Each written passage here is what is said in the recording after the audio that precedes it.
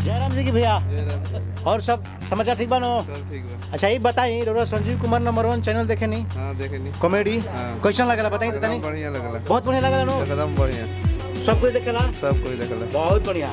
दारू भैया हाँ सब बढ़िया लगा, अच्छा लगा, ठीक है। बनो? हाँ ठीक है सब। दारू आप नाम बताइए दारू। विनोद राम। विनोद राय।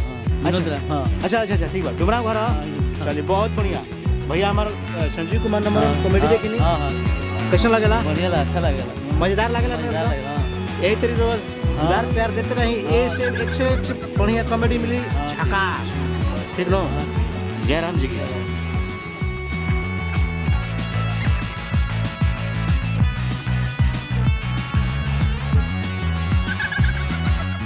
संजीव कुमार नंबर 1 कॉमेडी देखे नहीं?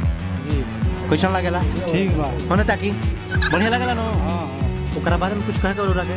हाँ बोलिए सब भाई मिल के देखो। चैनल चुन लो संजीव कुमार नंबर 1 नंबर 1 बना दिया जाओ। हाँ अपन भोजपुरिया समाज में तनी एजो तनी दिखा दे कितना में बा। जी एकदम बिल्कुल फ्रेश कॉमेडी बा।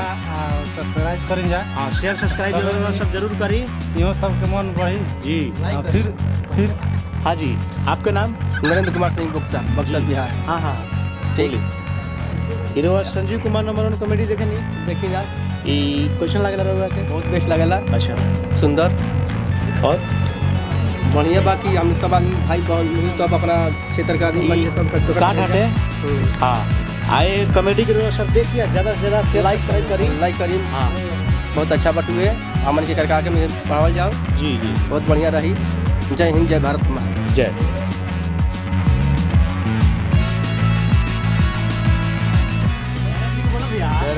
हाँ आप रोज संजीव कुमार नंबर 1 कॉमेडी देखे नहीं?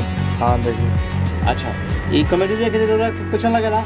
अच्छा लगला। बहुत बढ़िया। बहुत बढ़िया। जोर से बहुत बढ़िया लगला। अच्छा पसंद मानो कॉमेडी? हाँ पसंद बा। पूरा फैमिली के साथ देख सकेला आदमी? हाँ देख सकला। रवा भैया देख सकला। नाम बताइए अपन? धनंजय सिंह। हाँ रवा जी महाराज है ना रवा आपका नाम बताइए पहले? दीपक सिंह। जी रवा संजीव कुमार नंबर कॉमेडी देखे नहीं? बिल्कुल बिल्कुल देखे नहीं, आपकी कॉमेडी कैसा लगला? बहुत अच्छा लगला, लाजवाब। जी रवा यही तेरे दुलार प्यार देते रही। सब्सक्राइब देखी संजीव कुमार नंबर 1 यूट्यूब पे। बिल्कुल बिल्कुल फुल फैमिली के सामने फैमिली के सामने बिल्कुल बिल्कुल। अच्छा संजीव कुमार नंबर 1 कॉमेडी देखे नहीं? जी कैसन लगेला? ठीक बा। होने ताकि बढ़िया लगेला नो? हाँ ओकरा बारे में कुछ कहे करो रखे? हाँ बोलिए सब भाई मिल के देखो। चैनल चुन लो संजीव कुमार नंबर 1 नंबर 1 बना दिया जाओ। अपन भोजपुरिया समाज में तनी एजो तनी दिखा दे कितना में बा। जी एकदम बिल्कुल फ्रेश कॉमेडी बा। सब्सक्राइब करें जा। हाँ शेयर सब्सक्राइब सब जरूर करी।